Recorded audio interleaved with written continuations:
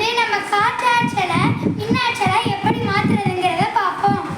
அதற்காண்டி நாங்கள் இங்கே ஒரு காற்றாலை செட் பண்ணியிருக்கோம்.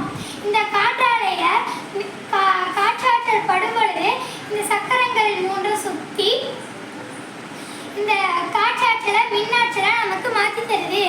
இந்த மின்னாற்றல் அப்படியே இந்த குளத்துக்கு வந்து இந்த குளத்திலிருந்து நீர் மோட்டாருக்கு போய் அந்த தோட்டங்களுக்கு தண்ணீர் பாய்ச்சுது. அதுக்கடுத்து நாம் சூரிய ஒளியிலிருந்து எப்படி மின்னாற்றல் தயாரிக்கிறதுங்கிறத பார்ப்போம். நாங்கள் அதுக்காண்டி ஒரு சோலார் பேன் செட் பண்ணியிருக்கோம். இந்த சோலார் பேனில் சூரிய ஒளி படும் பொழுது இந்த சூரிய ஒளியானது மின்னாற்றலாக மாறி வீடுகளுக்கு தேவையான மின்சாரத்தை தருது, தெருவிளக்குகளுக்கு மின்சாரத்தை தருது. அதுக்கப்புறம்